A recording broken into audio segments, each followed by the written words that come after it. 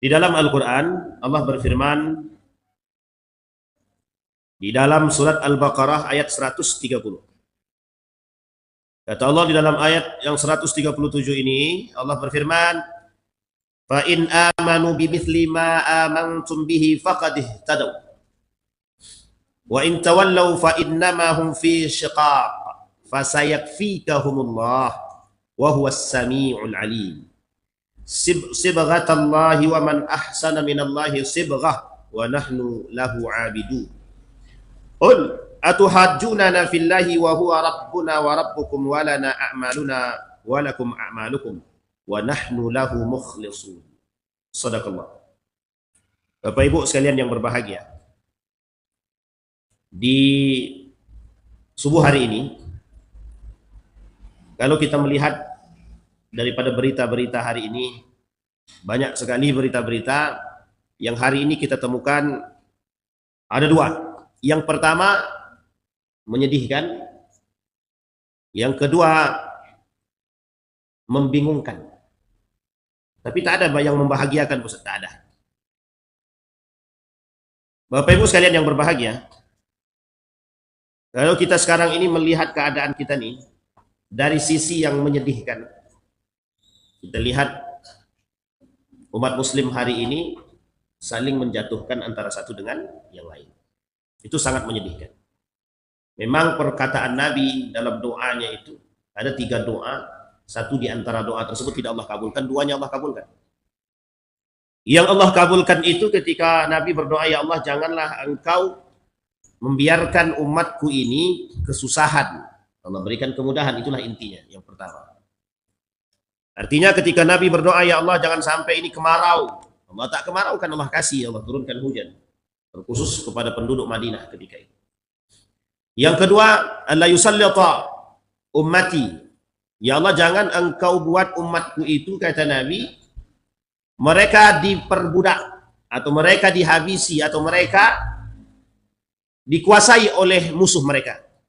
Jadi Bapak Ibu, di dalam hadis ini, Nabi berdoa jangan sampai umat muslim ini dikuasai oleh orang-orang kafir atau musuh yang memusuhi kita. Allah kabulkan. Nah, salah satu bentuk pengkabulan doa atas doa yang Nabi panjatkan itu kelak adalah kemenangan atas umat muslim yang pasti yang akan kita alami kelak. Tapi kalau yang kita rujuk kepada sejarah, sudah pernah terjadi.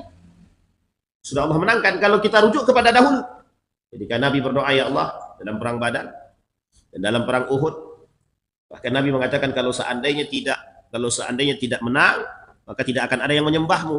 Maka Allah menangkan orang-orang mukmin atas orang-orang kafir. Jika Allah ingin menunjukkan bahwa innal batila kana zahuqa, zaharal haq wa zahaqal batil. Yang hak itu jelas, yang batil jelas. Kekalahan batil itu pasti atas kemenangan yang hak itu. Maka wa zahaqal batil, innal batila kana zahuqa. Jadi batil itu pasti kalah, Bapak Ibu. Kebatilan itu pasti kalah. Cuman persoalannya adalah bagaimana cara mengalahkan kebatilan itu. Bagaimana caranya mengalahkan kebatilan itu? Apakah ucuk-ucuk begitu saja tiba-tiba langsung kalah? Tidak. Apakah kebatilan akan mudah kalah oleh umat muslim tanpa harus kita berusaha? Tidak. Nah, disinilah pentingnya pemahaman tersebut. Kan Allah Maha Kuasa, Ustaz.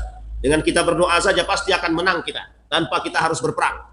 Ini adalah pemahaman yang salah dalam memahami konsep kemenangan. Tak ada istilah kemenangan itu tanpa perjuangan. Tidak ada istilah kemenangan tanpa perjuangan. Nah, persoalannya adalah bagaimana kita bisa mendapatkan kemenangan tersebut. Ya berjuang. Nah, bagaimana kita harus berjuang hari ini?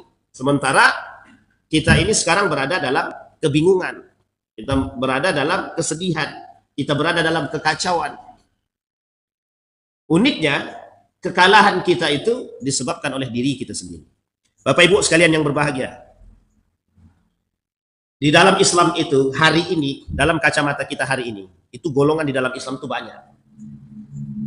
Ada ahlus sunnah wal jamaah sunni, yang mereka anggap sunni. Dan yang menganggap sunni ini juga banyak. Hampir setiap golongan itu menganggap diri mereka ini sunni. Perlu dipahami betul bahwa persoalan sunni ini itu juga masuk dalam kategori sebenarnya ya persoalan politik juga. Ya memang disebutkan di dalam hadis baginda Nabi Muhammad SAW, ahlus sunnah wal jamaah. Ahlus sunnah wal jamaah. Kelak yang akan selamat dari 73 golongan itu, satu diantaranya disebut dengan ahlus sunnah wal jamaah. Pertanyaannya, ahlus sunnah wal jamaah ini, kapan munculnya kalimat sunni itu?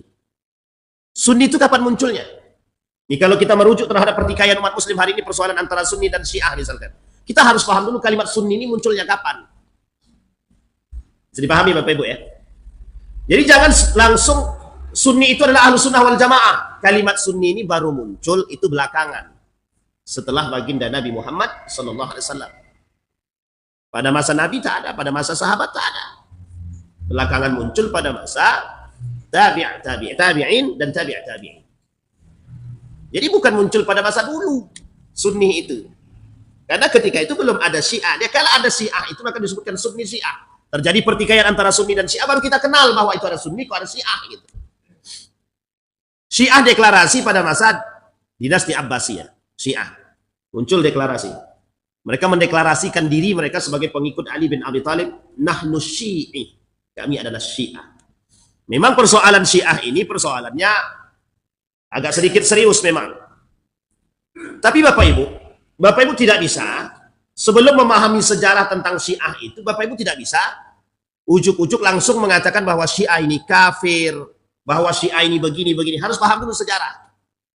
Nah sekarang dari persoalan yang terjadi hari ini, kita harus membedakan mana Iran, mana syiah. Ya Bapak Ibu ya. Dan syiah seperti apa? Dan di mana sunni? Dan apa peran sunni terhadap hari ini? Terhadap persoalan yang dialami oleh Palestina. Nah disinilah kita bersikap dewasa. Disinilah yang disebut dengan kebijaksanaan. Jadi Bapak Ibu sekalian yang berbahagia, saya lihat tadi malam juga saya dapat video salah seorang ustadz di Riau ini dengan gagah, dengan lantang mengatakan, apa pernah Iran itu bermesraan dengan Palestina? Apa pernah Syiah itu bertikai dengan Yahudi? Apa pernah Iran itu membantu Palestina? Wah, ini dari 1940-an. Dari 1948 itu Israel Raya. Israel muncul. Apa pernah Iran membantu? Ini poin penting. Bapak Ibu sekalian yang berbahagia. Perlu saya luruskan dulu. Kita luruskan sedikit. Ini sejarah soalnya. Ini persoalan sejarah. Dan nanti Bapak Ibu kita ambil secara sikap. Sejarah dulu baru sikap. Sehingga kita perlu membuka mata. Bukan hanya sekedar untuk mencaci dan memaki. Untuk menjelekkan dan lebih. Ini kalau kita mau lihat sejarah. Dan ulama yang berbicara ini kebetulan dari Riau. Nah ini pula. Dan kebetulan ulama ini juga termasuk salah seorang yang ahli di bidang hadis di Riau ini. Kita berbicara tentang persoalan tersebut. Sebelum kita masuk ke situ Bapak Ibu, nanti kita lihat bagaimana Majelis Ulama Indonesia itu membagi Syiah itu ke berapa golongan. Jadi biar kita ini paham siapa Syiah itu dan mana yang harus kita waspadai dan seperti apa. Ya Bapak Ibu ya, baik kita kembalikan.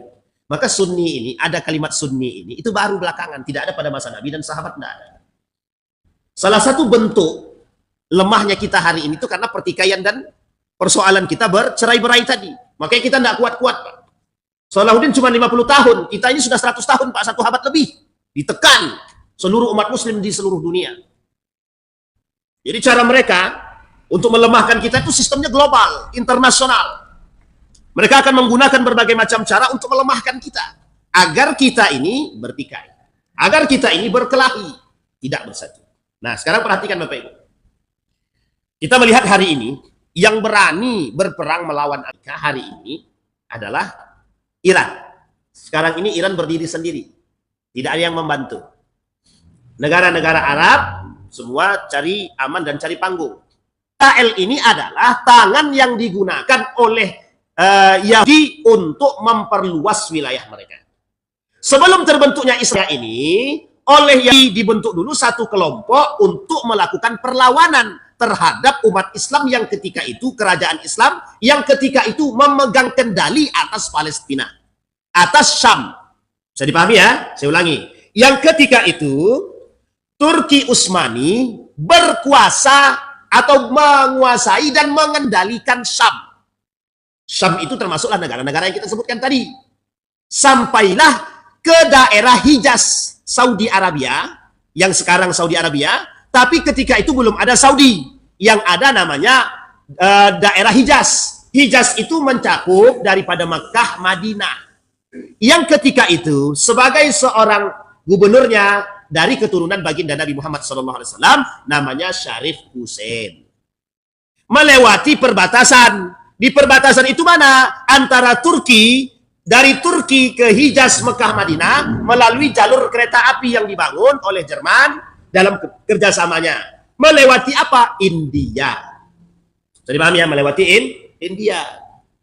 Nah, Bapak Ibu sekalian yang berbahagia, oleh Yahudi ini tadi, berkumpullah Yahudi ini dari berbagai macam negara, mereka ini mendanai orang-orang, ya, mendanai program-program ini, perkumpulan-perkumpulan ini, sehingga dibentuklah yang disebut dengan Israel Raya namanya, atau negara Israel.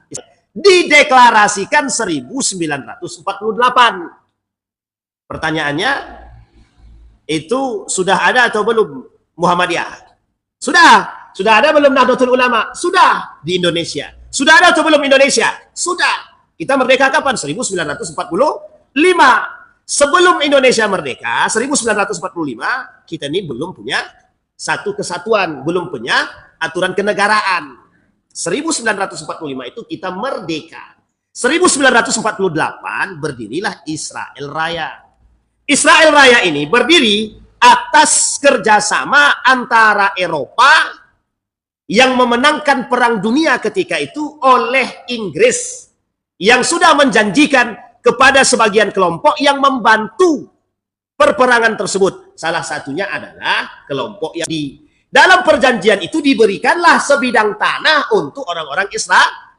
Orang-orang Yahudi ini diberikan jatah di Palestina, tempat untuk tinggal. Maka berbondong-bondonglah mereka dalam tahapan pertama setelah kemenangan Perang Dunia Pertama, dimenangkan oleh Inggris dan sekutunya melawan Turki Utsmani. Pindahlah mereka dari berbagai macam negara. Oleh Inggris disediakan kapal besar untuk perpindahan orang-orang Yahudi dari berbagai macam negara tadi ke Palestina sekarang, perbatasan yang sekarang ini. Bisa dipahami Bapak Ibu ya? Maka berbondong-bondonglah. Maka kalau kita berbicara, itu 1948 baru ada Israel itu. Sebelumnya enggak ada. Jadi paham ya? Nah, ini sejarahnya begitu. Nah, kemudian setelah itu barulah kemudian sedikit demi sedikit mereka sedikit demi sedikit memperluas wilayah. Memperluas wilayah. Itu kalau di dalam tulisan itu enggak ada sebenarnya perluasan wilayah, mereka enggak ada. Cuma karena mereka yang memegang dunia ini, itulah yang kemudian ditambah dengan pasca Perang Dunia Kedua yang dimenangi oleh Amerika. Jadi pahami Bapak Ibu ya. Kalau kita rujuk daripada sejarah 1925, sekarang sudah 2026. Ya kan, 2026. Berarti sudah berapa lama ini? 1925. Sekarang 2006. Sudah berapa tahun? 100 tahun lebih 1 tahun. Artinya penjajahan bermulai itu 1925. Lebih tepatnya semenjak runtuhnya Turki Utsmani 1924, semenjak saat itu Islam mulai dijajah. Islamnya, bukan negara Islam, Islamnya yang dijajah.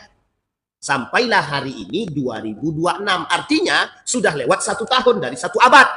Tekanan yang dilakukan oleh mereka terhadap umat muslim, termasuklah salah satunya adalah Palestina satu. Dengan tujuan akhirnya nanti adalah negara Yahudi. Jadi kalau sudah dikuasai semua, itu berubah dari Israel, nanti mereka rubah namanya menjadi negara Yahudi. Itu dia cita-citanya Pak. Karena cita-cita ini belum selesai, maka dari itu diperpanjang. Diteruskan sampai keinginan mereka. Ini mereka sampai apapun akan mereka lakukan. Nah, salah satu cara mereka adalah, yang akan mereka lakukan, adalah dengan membangun dulu kerjasama dengan negara-negara Islam. Mereka sediakan, dan ini tidak bisa dilepas dari perjanjian yang dimulai pada masa Perang Dunia Pertama dan Perang Dunia Kedua, di mana keberpihakan umat muslim. Pada Perang Dunia Pertama itu keberpihakan kita jelas pada Turki Utsmani, meskipun ketika itu ada di belakangnya Jerman. Tapi dalam Perang Dunia Pertama ini, Ki Jerman sendiri juga mencari aman, membantu Turki Utsmani. Kita berpihak kepada Turki Utsmani.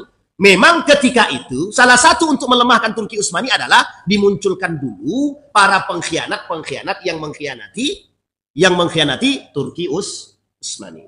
Jadi pahami Bapak Ibu ya? Dibuat dulu. Nah sama ketika perjanjian Perang Dunia Kedua yang dimenangkan oleh Amerika itu sudah terbangun perjanjian, termasuk muncullah para pengkhianat-pengkhianat dari sisi umat Muslim. Jadi sebenarnya Bapak Ibu itu adalah strategi untuk melemahkan umat Islam. Sama. Nah, jadi saya akan dalam satu buku judulnya Seven Pillars of Islam. Ada 7 pilar Islam. Dalam buku 7 pilar Islam ini, Inggris membangun 3 kelompok untuk melemahkan Islam.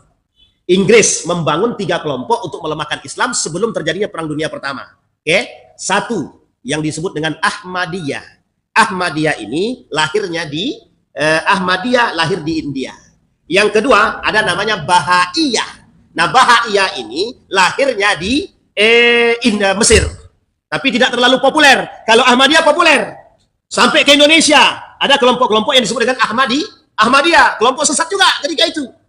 Bahkan disesatkan itu oleh Majelis Ulama Indonesia, Ahmadiyah. Kalau Bapak Ibu pernah dengar ya, ada namanya Ahmad Musaddiq ya. Musaddiq. Banyak itu yang mengaku nabi dari jaringan Ahmadiyah itu banyak. Yang kedua Bahai lahir di Mesir. Ada yang ketiga. Tahu Bapak Ibu yang ketiganya apa? Inilah yang disebut dengan itu bahasa buku, bukan bahasa saya. Bahasa kitab Seven Pillars, bahasa buku Seven Pillars itu. Yang dikemukakan oleh siapa? Syekh Said Ramadan Al-Buti. Ada seorang ulama Syria bernama Syekh Said Ramadan Al-Buti menukilkan isi ceramahnya, menukilkan isi buku tersebut. Yang ketiga kata Syekh Said Ramadan Al-Buti dari hasil bacaan terhadap buku Seven Pillars tersebut, kata beliau Wahhabiyah yang lahir di Saudi Arabia. Bisa dipahami sampai di sini? Ini sejarah. Saya hanya menukilkan kalimat tersebut. Dan ternyata Bapak Ibu, setelah saya baca buku tersebut, alhamdulillah, tidak salah apa yang disampaikan oleh Dr. Said Ramadan Al-Buti. Tidak salah apa yang disampaikan oleh ulama tersebut. Cara Inggris ketika itu untuk melemahkan kita. Sampailah hari ini, cara itu dianggap ampuh untuk melemahkan umat Muslim. Maka apa salah satunya adalah? Salah satunya adalah jangan sampai umat Muslim ini bersatu. Nah targetnya Bapak Ibu targetnya adalah Makkah dan Madinah. Makkatul Mukarramah dan Madinatul Munawwarah. Itu target utama. Makanya Bapak Ibu, untuk menghancurkan umat Muslim itu butuh perjuangan. 100 tahun lamanya mereka terus melakukan upaya untuk membuat kita umat Muslim ini bercerai-berai. Apapun, termasuklah hari ini. Maka selama penjajahan yang mereka lakukan 100 tahun ini, dari 1925, dimulai agresi mereka ketika turunnya atau runtuhnya Turki Utsmani yang mereka sudah mulai dari 1890-an. Itu sudah dimulai agresi tersebut, Pak. Oleh Theodor Herzl itu untuk menghancurkan kita, umat Muslim ini. Melemahkan Turki Utsmani. Mereka melemahkan dengan cara apa? Berperangkah? Tidak. Memberikan beasiswa agar anak-anak yang berada di Turki ketika itu, termasuk yang berada dalam keluarga-keluarga kerajaan untuk sekolah ke Eropa. Itu mereka berikan. Secara diam-diam, setiap universitas-universitas memberikan beasiswa. Disekolahkanlah anak-anak raja ini, anak-anak kerajaan ini ke negara-negara Eropa. Yang pulang dari situ berubah pikiran, yang tadinya kuat dengan agama berubah menjadi sekuler. Nah puncaknya kapan? 1910 terjadilah demonstrasi besar-besaran. Sekitar segitulah 1910-an ke atas. Terjadi demonstrasi yang dilakukan oleh anak-anak muda yang ingin mengangkat tema, yang ingin mengangkat satu tagline dengan sekulerisme. Bahasa lainnya sekularisasi. Kita sudah capek dengan kerajaan. Kita sudah capek dengan sistem kerajaan dinasti. Harus kita rubah. Setiap orang harus dapat haknya. Nah, mereka lakukanlah ini di hadapan Sultan Abdul Hamid Turki Utsmani. Bayangkan berhasil apa tidak mereka menghasutnya dulu. Tapi ketika itu mereka tidak berhasil meruntuhkan, mengkudeta Sultan Abdul Hamid II. Hanya saja program yang mereka bangun sudah sampai sedemikian itu. Bahkan dalam demonstrasi itu Bapak Ibu, dalam catatan sejarah sudah ada susupan orang-orang Yahudi yang ingin membunuh Sultan Abdul Hamid melalui tembakan senjata. Bayangkan sampai sebegitunya mereka ingin membunuh Sultan Abdul Hamid. Yang ketika itu Sultan Abdul Hamid lah orang yang menolak Theodor Herzl untuk memberikan tanah kepada orang Yahudi agar mereka bisa menetap di Palestina. Bisa dipahami ya?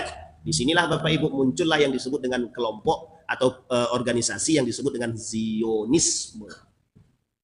Zionis itu lahir setelah Theodor Herzl ditolak oleh Sultan Abdul Hamid. Nah sekarang Bapak Ibu, wajar kalau rakyat Palestina itu mengharapkan pertolongan umat muslim. Oleh Turki Utsmani, Palestina itu bukan milik orang Palestina. Masjidil Aqsa itu miliknya umat muslim. Jadi setiap umat muslim berkewajiban. Siapapun mereka.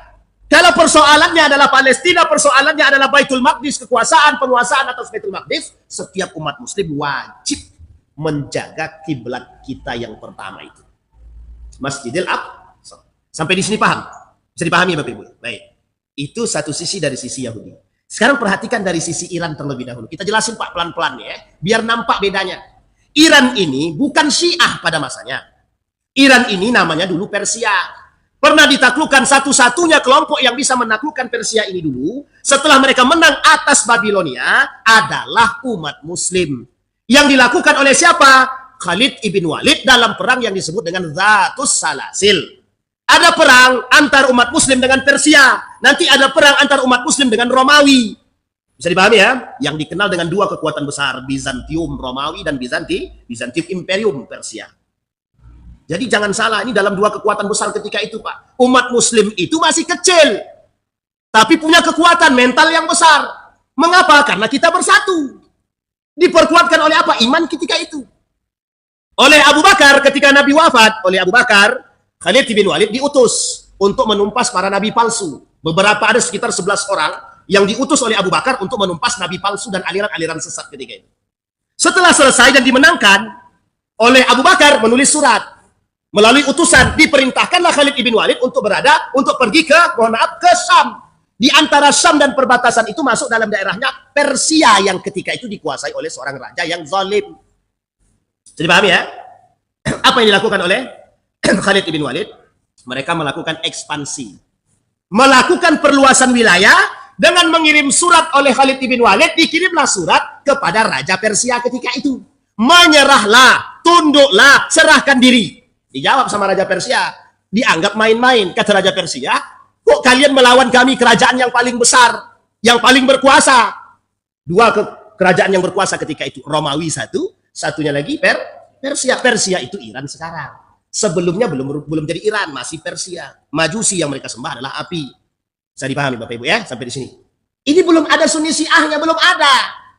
Belum ada Sunni Syiah. Di masa Abu Bakar, diperintahkan Khalid bin Walid untuk menguasai Persia. Ada berapa perang untuk menguasai Persia? Sekitar 5 perperangan lebih. Termasuklah salah satunya nanti ada namanya Perang Qadisiyah. Jadi tidak sekali Pak, Perang Persia itu. Karena yang ditaklukkan itu Persia ini Bapak Ibu, itu negara besar. Luas. Persia itu luas sangat. Maksudnya kekuasaannya. Sehingga untuk mengalahkan Persia ini, harus menaklukkan kerajaan-kerajaan yang secara terpisah. Dihancurkan 1, dihancurkan 2, dihancurkan 3. Pada akhirnya mereka melemah dan dikuasailah secara utuh Persia tersebut oleh umat muslim. Bisa dipahami ya? Itu pada masa siapa? Abu Bakr Siddiq. Puncaknya di mana? Puncaknya adalah dari Persia sampai penaklukan Palestina Yerusalem. Syam kembali oleh siapa? Umar bin Al-Khattab pada masanya. Nah, ini perlu dipahami. Dalam perperangan itu terjadilah 3 kali perubahan pergantian pemimpin. Nah, ini yang harus dipahami. Oleh Umar bin Khattab diperintahkan. Sampailah pada akhirnya Umar bin Khattab berhasil menaklukkan yang disebut dengan Syam. Jadi ketika itu Bapak Ibu, Syam sudah dikuasai oleh umat muslim, Irak sudah dikuasai oleh umat muslim yang berada dalam kawasan Persia. Jadi ketika itu Irak ini, Kufah ini, yang ketika itu disebut dengan Babilonia ini, sudah dikuasai oleh Persia. Dan Persia berhasil atas itu, makanya disebut dengan 2 kerajaan besar. Romawi 1, yang kedua Persia. Persia ketika itu mana daerah kekuasaannya? Irak dan sekitarnya, sampailah Syam, Damaskus, kemudian Palestina, Yerusalem. Sementara yang kedua Romawi mana? Andalusia, Spanyol, masuk dalam kategori Eropa ketika itu. Jadi paham ya? Konstantinopel lah yang paling berkuasa ketika itu, namanya Turki. Kalau sekarang penguasanya. Bisa dipahami ya? Nah, jadi begitu kita pisahkan dulu. 2 kekuatan besar ini dikuasai oleh siapa? Umat muslim semuanya. Dimulailah masa ketika Umar bin Al-Khattab mengakhiri perjuangan di daerah tersebut. Persia sudah dikuasai secara utuh, baik Irak, baik Iran, baik Syam, baik kemudian Yordania dan lain sebagainya dan sekitar. Sudah dikuasai. Tinggal satu yang belum dikuasai. Apa itu? Konstantinopel. Nah, Konstantinopel itu kemudian dalam catatan sejarah, begitu juga hadis Nabi sudah disampaikan, kelak itu akan ditaklukkan oleh umat muslim. Maka benar Pak Muhammad Al-Fatih berhasil menaklukkan Konstantinopel. Mana wilayahnya ketika itu? Eropa. Dimulai dari mana? Turki. Makanya di Turki itu Pak, di Bosporus itu setengahnya Asia, setengahnya Eropa. Nah, Konstantinopel itu masuknya Eropa. Istanbul itu. Konstantinopel itu Istanbul sekarang. Itu masuknya Eropa. Bisa dipahami Bapak Ibu ya? Maka ketika itulah Bapak Ibu turun-temurun mulai dari Umar Abu Bakar Siddiq sampai nanti pada akhir kepemimpinan yang disebut dengan Turki Utsmani. Lahir kerajaan-kerajaan besar, Granada, Andalusia dan lain sebagainya. Singkat cerita, Bapak Ibu sekalian yang berbahagia, kita singkatin ini.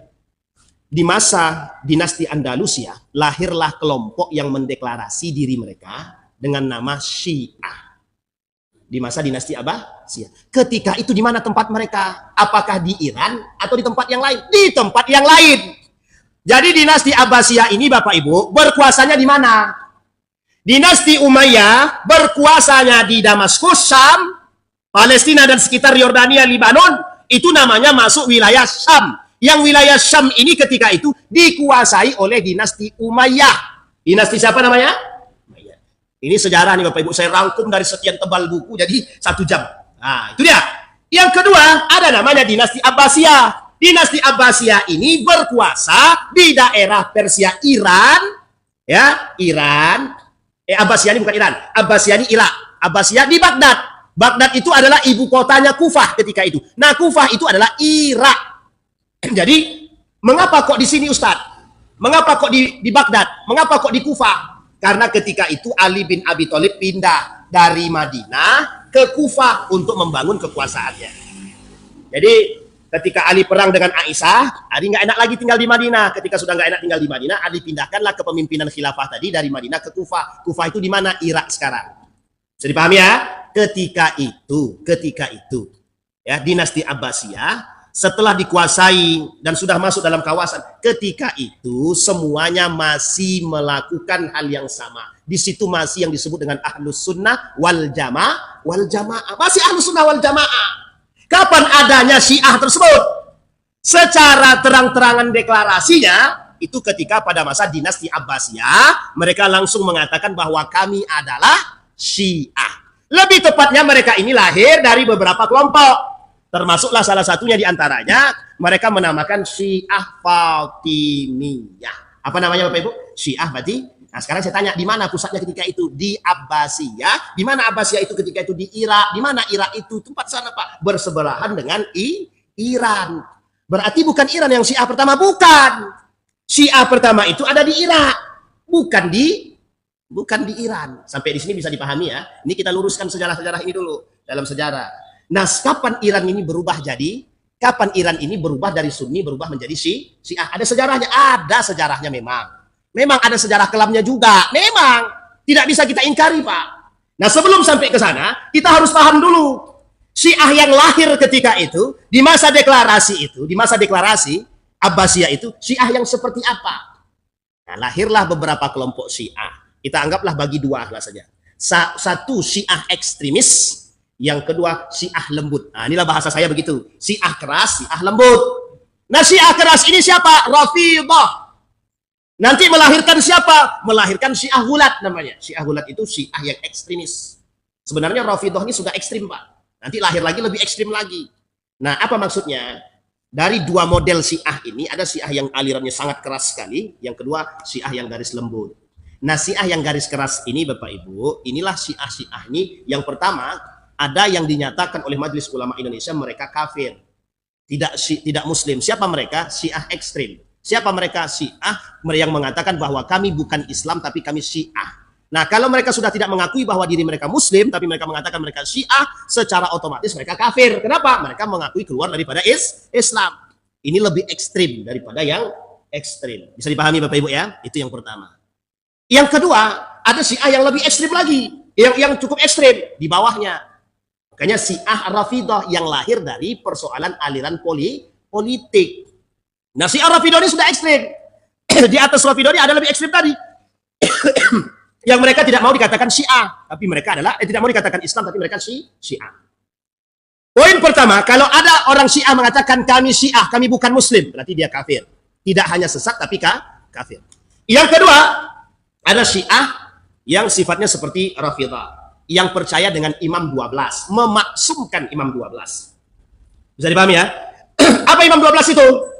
Imam 12 itu dimulai dari Ali bin Abi Thalib, baginda Nabi, ke Ali yang nanti ditutup oleh cucu-cucu turunan-turunan baginda Nabi Muhammad SAW dari keturunan Ali bin Abi Thalib.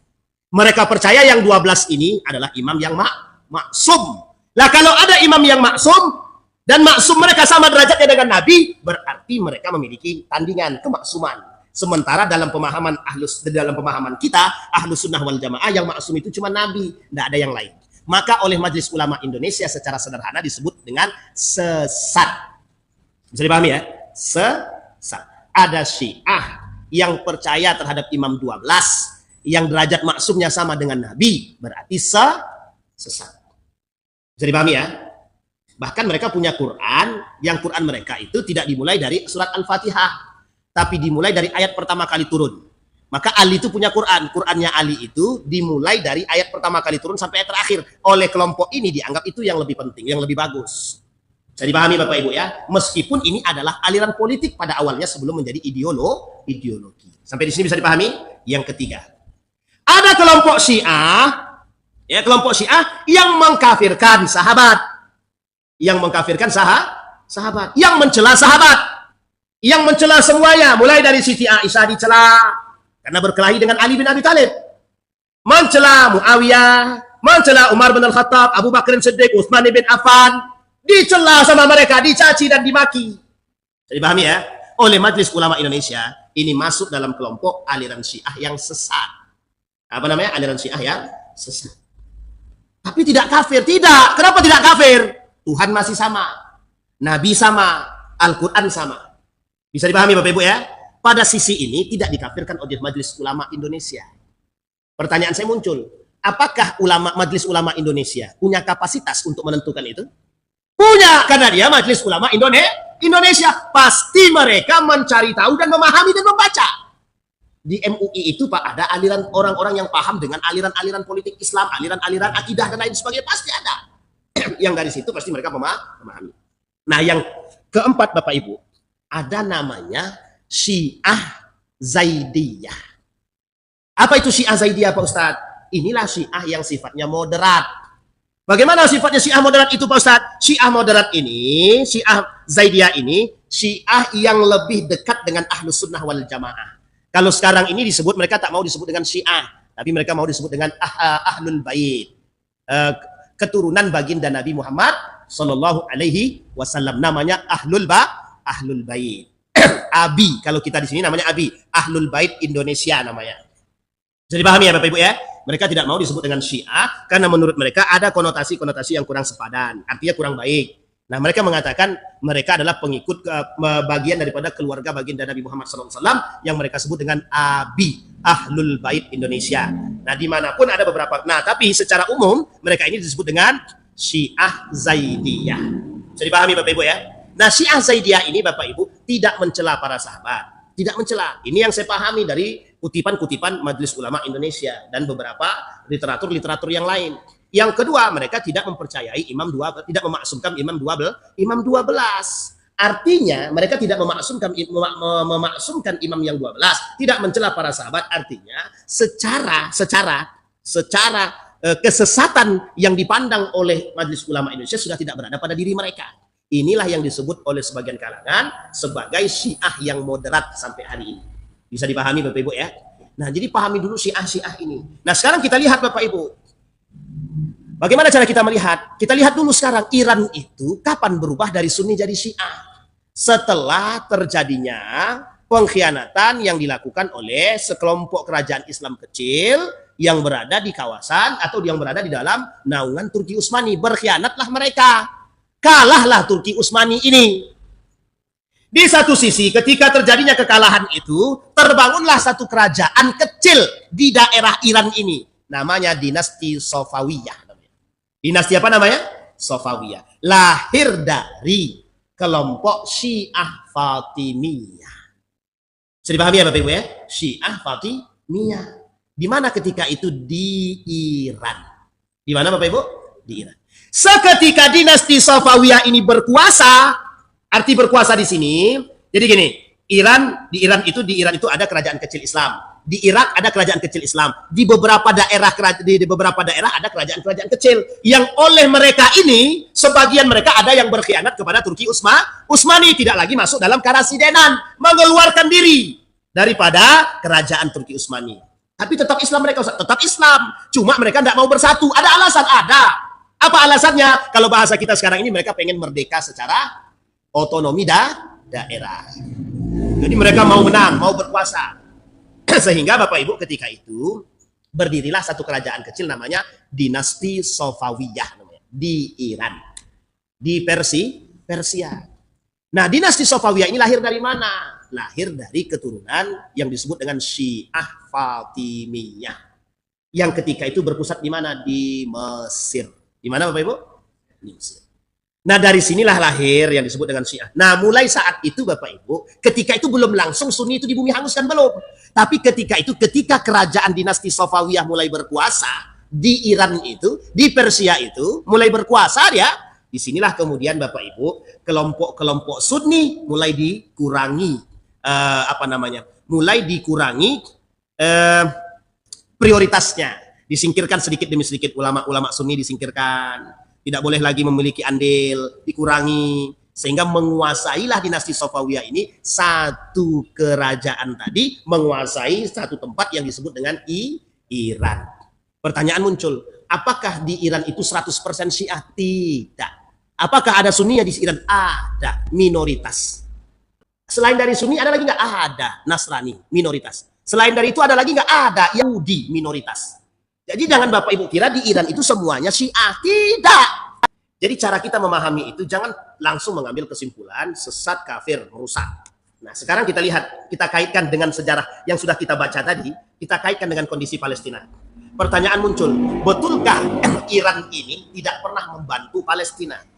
Baik, kita lihat dalam catatan sejarah. Dalam catatan sejarah, ketika perpindahan dari Palestina yang kemudian sudah mulai dikuasai oleh Israel, apa pernah Iran ini membantu? Kita ambil contoh. Memang tidak ada dalam sejarah. Tidak ada dalam sejarah. Dalam catatan sejarah tidak ada.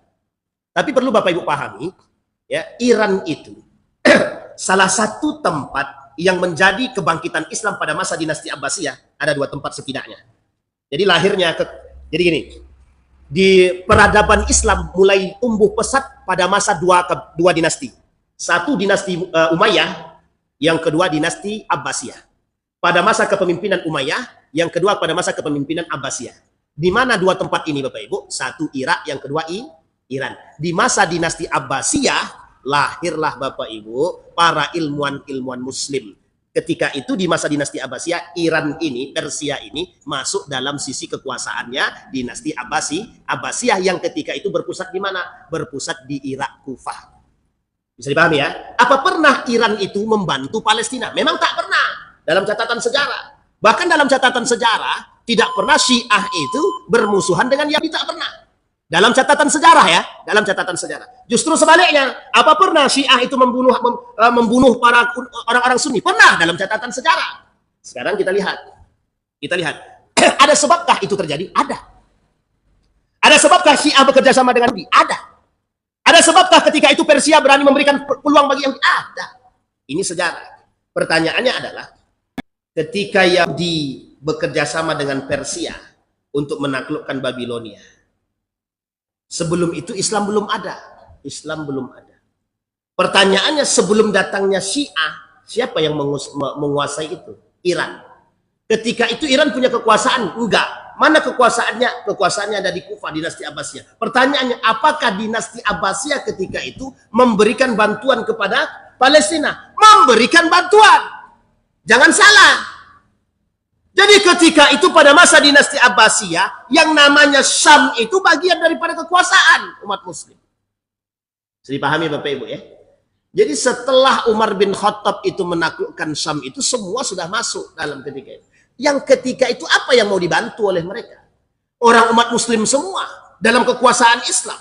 Sampai pada masanya ketika Israel mulai berkuasa atas Palestina. Kapan itu? 1948 yang mereka gelar sebagai Israel. Sebelum itu 1925 memang sudah pindah. Sudah mulai berpindah, Pak. Sudah ada perjanjian yang diberikan oleh Inggris kepada orang-orang Yahudi untuk melakukan perpindahan massal dari negara-negara mereka yang ada di Eropa untuk pindah ke ke Palestina. Sampai di sini bisa dipahami Bapak Ibu.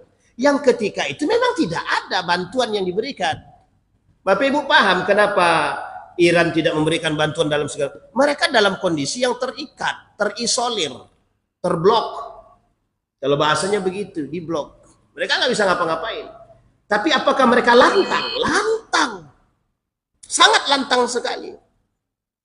Jadi jangan salah posisi Iran itu. Nah, apakah Iran itu sekarang Syiah? Benar, Syiah mayoritas. Pertanyaannya apakah kita tahu Syiahnya seperti apa? Bisa dipahami Bapak Ibu ya. Nah, ini kemudian yang harus kita luruskan dulu. Nah, sekarang Bapak Ibu kita memandang ada dua pilihan. Yang satu Yahudi, musuh kita dengan nyata. Yang kedua Muslim. Memang dulu pernah memusuhi kita. Bisa dipahami. Terlepas daripada misi yang ingin mereka emban satu di antara mereka. Pertanyaannya adalah, di mana posisi kita yang tidak berani berbuat apa-apa? Di mana posisi kita yang tidak bisa berbuat apa-apa? Kalau kita mengatasnamakan Sunni, pertanyaannya apa yang bisa dibuat oleh Sunni hari ini? Seberani apa kita terhadap Amerika hari ini? Nggak ada. Hanya Syiah yang hari ini ditampakkan oleh dunia yang berani menentang Amerika. Satu Bapak Ibu, mengapa mereka tetap keras ingin berperang dengan Amerika? Mereka sudah capek di embargo oleh siapa? Amerika, PBB. Bisa dipahami? Yang kedua, wajarkah ketika Iran kemudian membumi hanguskan Amerika? Wajar. Kenapa wajar? Dari dulu Amerika ini memang menginginkan Iran, termasuk salah satu negara yang tidak bisa diatur. Dan Bapak Ibu tahu apa yang ada di Iran? Per hari Iran bisa menghasilkan 2 juta lebih minyak. Yang secara kekuatan Iran punya itu. Oleh Amerika ingin menguasai itu. Kalau orang bilang bahwa hari ini adalah perang minyak, betul, perang minyak. Perang ekonomi, betul. Tapi satu sisi, Iran juga mengatakan ketika Palestina di bumi hanguskan dan lain sebagainya, mereka juga membantu untuk setidaknya Bapak Ibu, ketika Iran menghancurkan Israel, kekuatan Israel berkurang, kekuatan Amerika berkurang. Artinya, secara tidak langsung, Iran hari ini membuka mata kemana lo orang-orang yang mengaku Sunni dan diam itu tak sanggup berbuat apapun. Kemana kalian? Terlepas daripada misi yang ingin mereka emban di belakang. Bisa dipahami Bapak Ibu? Nah, apa yang harus dilakukan oleh umat muslim? Harusnya umat muslim Sunni yang mengaku Sunni hari ini mengambil manfaat daripada pertikaian antara Iran dengan Amerika. Apa manfaatnya? Satu manfaatnya, bersatu. Yang kedua, memperkuat. Yang ketiga, mengatasnamakan Palestina. Bisa dipahami? Bukan muncul dari satu kelompok untuk membisikkan, wah ya Syiah itu rusak, Syiah itu begini. Sekarang saya tanya sama Bapak Ibu, kita tanya sama orang yang bicara itu, kita tanya, apa peran negara-negara Arab yang lain terhadap Palestina? Tidak ada. Justru mohon maaf, negara-negara Arab sekarang ini sedang asik dengan merpati-merpati mereka. Paham maksudnya Bapak Ibu? Sedang asik dengan duit-duit mereka. Mana negara-negara Arab itu? Bapak Ibu sebutkan Saudi Arabia. Saudi Arabia saja tunduk dengan Amerika. Bahrain, Qatar, Kuwait, apalagi Uni Emirat Arab, semua masuk dalam ketiaknya Amerika. Mesir, tidak bisa. Maka Iran mengatakan kepada kita hari ini, sekalipun kami dianggap orang yang tidak sejalan dengan Sunni, tapi kami bisa menunjukkan betapa kami lebih kuat daripada kalian. Sekarang pertanyaannya, sama seperti bahasa menelanjangi orang yang mengaku Sunni, mengaku ahlus sunnah wal jamaah, tapi tak mampu berbuat apa-apa ketika saudara mereka yang di Palestina di bumi hanguskan. Kita bisa buat apa? Tidak bisa. Kita mohon maaf, ketika ditutup sama Irannya kita kalang kabut, Pak. Kalang kabut. Amerika yang kalang kabut, kita yang kena imbasnya. Kenapa? Ya karena kita sudah terlanjur membangun kerjasama. Bisa dipahami sampai di sini, Bapak Ibu? Nah, jadi Bapak Ibu pahami dulu secara sejarah, kemudian kita pahami secara sikap. Sekarang sikapnya apa? Sekalipun Bapak Ibu tinggal pilih saja. Ini lebih jelas. Sekarang kan Bapak Ibu posisikan diri sebagai orang yang tidak mampu berbuat apa-apa. Tidak mampu berbuat apa-apa. Ada satu sisi Islam, tapi memang agak keras dengan kita. Yang kedua, kafir tapi jelas-jelas musuh kita. Sekarang saya tanya, Bapak Ibu pilih mana? Oh, kami berada di tengah-tengah, Pak Ustaz. Di tengah-tengah itu abu-abu. Itu lebih parah daripada munafik itu. Mohon maaf Bapak Ibu ya, yang berada di tengah-tengah itu. Kenapa tidak punya sikap? Sudah membantu tidak bisa, tapi mohon maaf, kalau Anda tidak mampu membantu, sebaiknya Anda diam. Kalau Anda justru mencaci, memaki orang-orang yang berperang, kalau saya mengatakan Anda lebih hina daripada mereka yang berperang. Bisa dipahami Bapak Ibu ya? Bisa dipahami? Itu poin penting. Jadi kalau Anda tidak sepakat dengan Iran karena kesyiahannya, berarti Anda termasuk yang tidak paham sejarah, kan begitu. Baik, karena memang hari ini didominasi Syiah itu dengan Iran. Yang kedua, apakah semua Iran di sana mencaci maki sahabat Nabi? Apakah semua semua Syiah yang di Iran hari ini itu Rafidah? Apakah semua Syiah yang di Iran itu adalah ekstremis yang memusuhi Islam secara kafah? Tidak. Bisa dipahami Bapak Ibu ya. Setidaknya kita mengambil manfaat dengan kekuatan Iran ini, kita bisa nebeng di situ, mereka yang berantem, kita yang menang. Bisa dipahami maksud saya Bapak Ibu? Mereka yang berantem, siapa yang menang? Dengan kita datang, kita menang. Nah, hari ini itu yang terjadi. Jangan saling melemahkan, tapi saling memperkuat. Anggaplah mereka Tuhannya sama. Agama kita sama, Tuhan kita sama, Nabi kita sama, Quran kita sama. Kita satukan dari sisi itu, turunkan ego kita. Kenapa? Karena Anda tidak mampu berbuat, karena mereka lebih mampu berbuat. Mana negara Islam yang kita katakan mampu berbuat hari ini? Nggak ada. Nah sekarang mulai ikut-ikutan, mulai ikut untuk membantu Turki. Turki sudah mulai membantu, sudah mulai ikut membantu.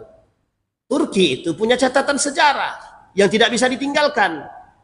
Negara kedua yang ingin ditaklukkan oleh Amerika setelah Iran adalah Turki. Kenapa? Basis Romawi itu di situ.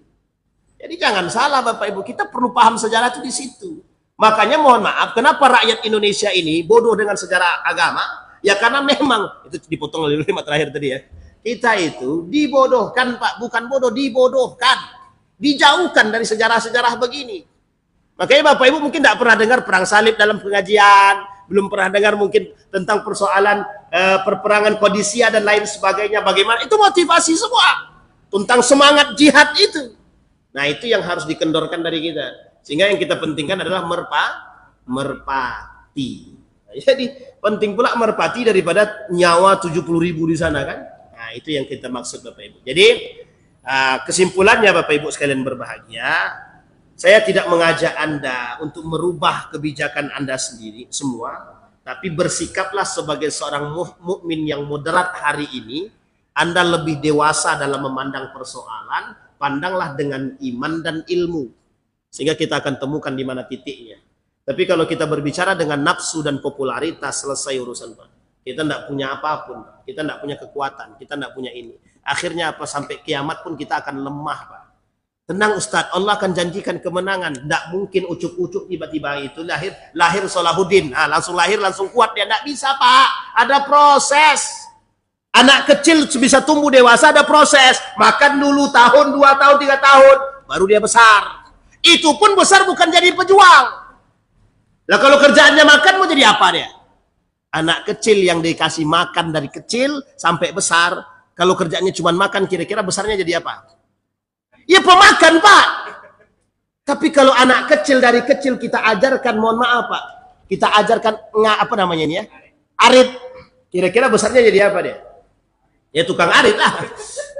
Bisa dipahami Bapak Ibu sekalian yang berbahagia ya. Mudah-mudahan ada manfaat. Ada pertanyaan Bapak Ibu terkait Sunni Syiah hari ini. Nah, perbedaan kita dengan Sunni Syiah itu secara sederhana, Syiah memang ada kelompok yang memahami Imam 12, memaksumkan Imam 12, percaya kepada Imam 12, kemudian mereka ada yang sebagian mereka yang mencaci dan memaki para sahabat, tapi yang lebih tampak lagi adalah secara akidah kita juga ada perbedaan sedikit dengan mereka. Kemudian di Syiah di Iran itu azannya itu ada tambahan memang. Yang kita anggap itu satu sisi daripada keunikan Iran, dan kita anggap ya kalau dari sisi kita kesesatan lah ya. Salah satunya adalah azannya ditambah dengan nama Ali bin Abi Thalib.